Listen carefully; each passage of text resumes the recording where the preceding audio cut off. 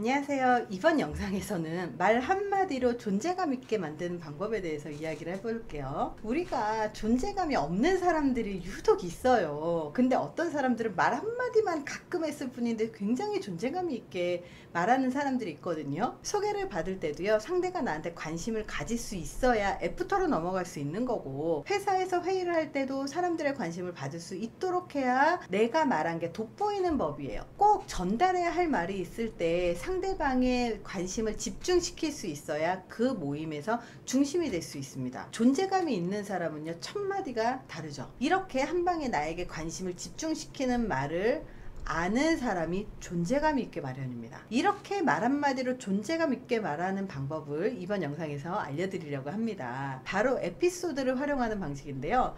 두 가지 방식으로 에피소드를 활용할 수 있습니다. 에피소드를 어떻게 활용하는지에 따라서 존재감이 있는 사람이 되기도 하고, 모임의 사람의 시선을 잡아끄는 친해지고 싶은 사람이 되기도 합니다. 두 가지를 적절하게 사용을 하잖아요. 그럼 어디를 가든 존재감이 생기게 될 거예요. 에피소드나 체험담은 자신이 하려고 하는 이야기를 알기 쉽게 하는데 효과적이죠. 재미있는 경험이나 체험을 이야기를 할 때는 사람들이 끝까지 말을 들어줘요. 에피소드를 활용을 할 때 본론이 무엇이냐에 따라서 두 가지의 방법이 있는데요. 그냥 가볍게 대화를 하는 모임에서 대화를 주도할 것이냐, 회의나 전문적인 업무에 대해서 이야기를 해서 설득하기 위해서 관심을 집중시킬 것이냐에 따라서 에피소드를 다르게 활용을 해야 돼요. 미국의 보스턴 대학교 줄리아 베리먼 심리학 연구팀이 이런 실험을 했습니다. 하루 8잔의 물을 마시면 다이어트에 도움이 된다는 속설을 이용을 해서 240명의 대학생들을 대상으로 두 종류의 실험을 했습니다. 하나는 이 문장을 사용하면서 난해한 의학 용어를 써서 엄숙한 분위기로 설문조사를 했고요. 나는 고등학교 때 비만이었는데 하루 8잔 이상의 물을 마셨더니 살이 빠졌어 라고 하는 조금 사적인 경험담을 넣어서 설문조사를 시작을 했습니다.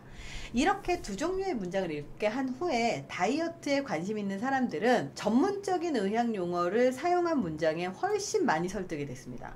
근데 다이어트에 별로 관심이 없는 사람들은요, 흥미로운 에피소드가 포함된 문장 자체에 설득이 됐다는 거예요. 즉 전문 용어가 들어갈 필요가 없었다는 얘기예요. 만약에 이웃에 선행을 베풀면 그 선행이 반드시 나한테 돌아온다라고 이 말을 하고 싶으면 첫 번째로 선행, 봉사, 기부 이런 거에 관심 있는 사람에게는 이렇게 얘기하면 됩니다. 사막에 사는 흡혈박쥐는 굶주린 동료가 있으면 아무리 배가 고파도 자기 뱃속에 피를 반드시 나눠줍니다. 왜 그럴까요? 그렇게 해야 나중에 자신이 굶주리게 되면 동료들에게 음식을 나눠받을 수 있을 확률이 높아지기 때문입니다. 만약에 이웃에 선행을 베풀고 봉사를 하고 기부를 하면 그건 반드시 나에게 돌아옵니다. 이 말은 초등학교 윤리 교과서에도 나옵니다. 우리가 남을 도우면 상대방도 나를 돕게 되죠. 100명한테 선행을 베풀면 하나가 돌아오기 때문에 더 많은 선행을 베풀다 보면 반드시 우리한테 돌아옵니다.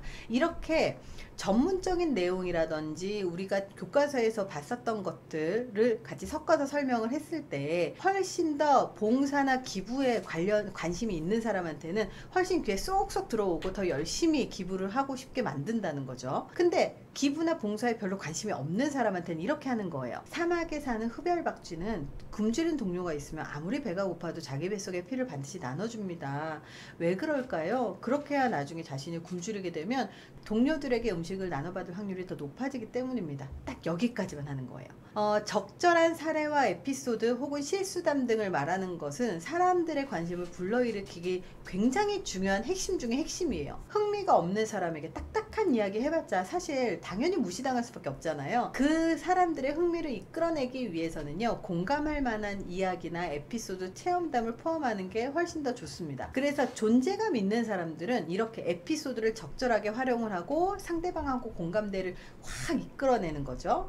그래서 확 이끌어내서 나한테 말을 집중시킬 수 있게 되는 거고, 에피소드를 활용을 해서 상대방한테 머릿속에 각인을 시켜 놓으면 그 기억은 사실 빨리 없어지진 않습니다. 말 한마디로 존재감 있게 만드는 방법 아주 쉽죠?